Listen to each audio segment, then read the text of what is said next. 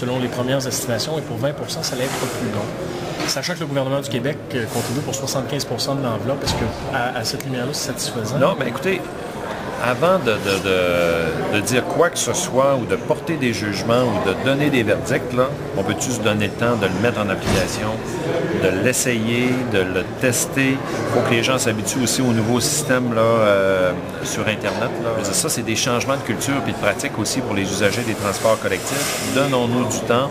Je ne vois pas pourquoi ça ne marcherait pas à Gatineau si ça marchait ailleurs. Alors, on va se donner du temps, là, puis moi, j'ai confiance que ça va marcher. Mais pensez-vous qu'un Rapidbus, de cette infrastructure-là, il doit y avoir un gain de temps? Bien, il y a une question de gain de temps, mais il y a une question aussi, je dirais, d'efficacité, de ponctualité, de fiabilité. Ça fait partie aussi des conditions de réussite d'un projet de transport collectif. Alors, il faut qu'on ait tous ces facteurs-là. Puis, il y a aussi une question de localisation dans la ville. Alors, moi, j'ai confiance. Donnons-nous du temps. Écoutez, là, il n'est même pas encore inauguré. Là. Alors, on portera des jugements après quelques semaines d'essai. Craignez-vous qu'un tel projet fasse en sorte que si les délais, ça occasionne des délais supplémentaires pour les usagers, que les gens décident tout simplement de laisser tomber leur abonnement? Je vais vous dire la même chose que je viens de dire. Je ne veux pas tomber dans des questions hypothétiques. Il n'est même pas encore inauguré. Moi, j'ai confiance que les gens vont se l'approprier, vont s'approprier le nouveau système, le Calibus, et qu'on va avoir des bons succès. Vous avez entendu M. Bureau tout à l'heure dire que le système serait sûrement allongé à l'est et à l'ouest. Est-ce que le gouvernement va être au rendez-vous? Ben, écoutez, on va mettre en application la première phase.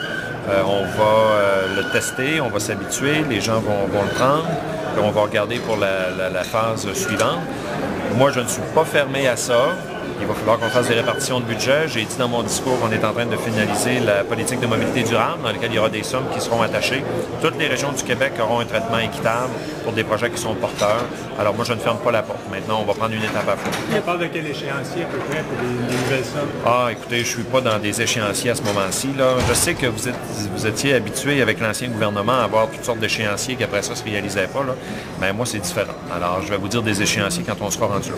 Pour un éventuel prolongement vers l'ouest, est-ce qu'on envisage seulement un corridor réservé aux autobus? Écoutez, ou ça peut on n'est pas là-dedans.